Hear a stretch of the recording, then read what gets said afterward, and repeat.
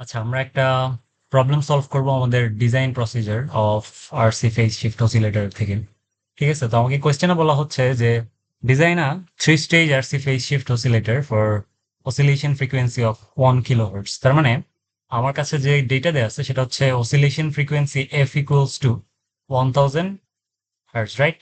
এখন আমাকে 1000 হার্টজ বিশিষ্ট একটা RC phase shift oscillator draw করতে হবে, যেটা হচ্ছে 1000 হার্টজ এর একটা ওয়েভ ফর্ম যে আমাকে জেনারেট করে দিতে লাগবে। ঠিক আছে, তো যেহেতু ডিজাইন করতে বলছে তার মানে I definitely need the circuit diagram, তাই না? সার্কিট ডায়াগ্রামটাকে নিয়ে আসতে হবে এবং প্যারামিটার গুলো সেট করতে হবে, তাই না?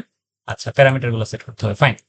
তো আমার কাছে এফ যেহেতু দেয়া আছে, আর আমরা জানি যে আমরা সবসময় সি এর ক্যাপাসিটরের একটা ভ্যালু অ্যাজিউম করে নিই, তাই না? তো সেক্ষেত্রে আমি অ্যাজিউম করে নিচ্ছি 0.1 মাইক্রোফ্যারেড আমার হচ্ছে ক্যাপাসিটর অ্যাজিউমড ভ্যালু। আমার কাছে এফ দেয়া আছে, আমি সি অ্যাজিউম করে নিচ্ছি। তাহলে আমরা প্রত্যেকটা আর কে ক্যালকুলেট করতে পারবো, রাইট? সবগুলো আর যেহেতু ইকুয়াল, তো আর কে ক্যালকুলেট করতে পারবো কিভাবে? কারণ আমরা জানি F C equals to 1/2 pi R C root over 2 × n, right? এখন এন এর ভ্যালু কত আমাকে বলে দিচ্ছে হচ্ছে 3 স্টেজ, তার মানে এন এর ভ্যালু হচ্ছে 6, সরি 3। তো তাইলে আমাদের এফ সি হচ্ছে দেয়া আছে 1000 hertz equals to 1/2 pi R C এর ভ্যালু হচ্ছে 0.1 × 10⁻⁶ মাইক্রোফ্যারেড। তারপর আমার √2 × n মানে হচ্ছে √6, তাই না? তো এখান থেকে আমাদের আর এর যে ভ্যালু আসতেছে সেটা হচ্ছে, যদি আমি বের করি তাহলে আসতেছে হচ্ছে 1/1000 × 2 × 3.1416 ইন্টু 0.1 × 10⁻⁶ ইন্টু √6, 649.74 ওহম। এটা হচ্ছে আমার আর এর ভ্যালু, ঠিক আছে? কারণ আমরা ডিজাইন প্রবলেমে আর এর ভ্যালু সেট করে দিই আমরা 649 ওহম। এই আরটাও হবে 649, দশমিকের পরের গুলো ক্যালকুলেট করতেছে যেহেতু জায়গা কম। 649 ওহম, ঠিক আছে। আর সি এর ভ্যালু প্রত্যেকের জন্য 0.1 মাইক্রো, 0.1 মাইক্রো, 0.1 মাইক্রো। এখন আমাদের আর1 আর আরএফ এর ভ্যালু সেট করতে হবে। আমরা লাস্ট ক্লাসে দেখে আসছিলাম আমাদের যে বিটার ভ্যালু বা ফিডব্যাক গেইন হয় হচ্ছে -29, -1/29, তাই না? লাস্ট ক্লাসে হচ্ছে আমরা দেখে আসছিলাম। এইখান থেকে আমরা আমাদের এ বা অপ অ্যাম্পের যে গেইন সেটা আমরা জানি যে হয় হচ্ছে -29। নেগেটিভ কথাটা মানে হচ্ছে this is just an inverting configuration, nothing else. ঠিক আছে, তো তাহলে আমাদেরকে প্যারামিটার গুলো এমন ভাবে সেট করতে হবে যেন এ ইকুয়ালস টু 29 হয়, অর্থাৎ R F by R one equals to 29 হয়, তাই না? আচ্ছা, তো তাইলে R F by R one যদি 29 হয় তাহলে আমরা একটা সাস্টেইনড অসিলেশন পাবো, রাইট? এখন সাস্টেইনড অসিলেশন যদি আমার পাইতে হয়, আমরা অলওয়েজ জানি আমাদের আর ওয়ান কে আমরা অ্যাজিউম করে নিই, আর ওয়ান কে আমরা ধরে নিচ্ছি হচ্ছে 1 k ওহম। তাহলে আমাদের আর এফ ইকুয়ালস টু কত আসে? 29 k ওহম, রাইট? তাহলে আমরা যদি এখন প্যারামিটার গুলো সেট করে দিই, আর এফ হয় হচ্ছে 29 k ওহম আর আর ওয়ান হচ্ছে 1 k, ঠিক আছে? তো এটাই হয়ে গেল হচ্ছে আমাদের ডিজাইন প্রবলেম একটা সলভ।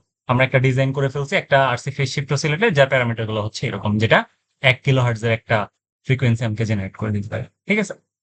এখানে কি পয়েন্ট গুলা কি কি পয়েন্ট গুলো হচ্ছে আমাদের গেইন যেটা আছে অপ অ্যাম্পের সেটা অবশ্যই 29 হইতে হবে এবং বিটা অবশ্যই 1/29 হইতে হবে, তাই না?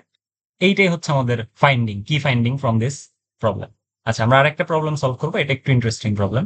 আচ্ছা, তো এখানে বলা হচ্ছে আমাকে একটা সার্কিট ডায়াগ্রাম দিয়ে দিছে যার আর এফ এর ভ্যালু 1 k আর ওয়ান এর ভ্যালু হচ্ছে 5 k, ঠিক আছে? তো আর এফ ইকুয়ালস টু দেয়া আছে হচ্ছে 1 k আর ওয়ান দেয়া আছে হচ্ছে 5 k, রাইট? আমাকে আর এর ভ্যালু দিয়ে দিছে আর সি এর ভ্যালু দিয়ে দিছে, তাহলে আমাদের ফ্রিকোয়েন্সি যদি বের করতে বলছে তাহলে ফ্রিকোয়েন্সি কত হবে? 1/2 পাই আর সি √6। কিন্তু আমরা যদি ফ্রিকোয়েন্সি বের করে দিয়ে আসি, দিস উইল বি টোটালি রং। কেমনে টোটালি রং? কারণ আমাদেরকে কন্ডিশন আগে চেক করতে হবে সাস্টেইনড অসিলেশন বা ফ্রিকোয়েন্সি এটা দিবে কিনা। তো আমরা জানি আমাদের কন্ডিশন হচ্ছে আর এফ বাই আর ওয়ান কে বা গেইন যেটা আছে আমাদের অপ অ্যাম্পের সেটাকে অবশ্যই 29 হতে হবে। তার মানে R F by R one has to be 29, otherwise এটা হবে না। এখন আর এফ হচ্ছে 1 k আর ওয়ান হচ্ছে, আমরা জানি আর এফ হচ্ছে কত এখানে, আর এফ হচ্ছে আমাদের 1K আর R1 হচ্ছে 5K, এদের রেশিও কি 29? তা RF বাই R1 কত হয়? 1/5 হয় না? তার মানে কি রেশিওটা 29 না, which means this will not act as an oscillator, বা এটা কোনো সাস্টেইনড অসিলেশন দিবে না। যেহেতু RF আর R1 এর রেশিও 29 এর সমান না, no oscillation will be found,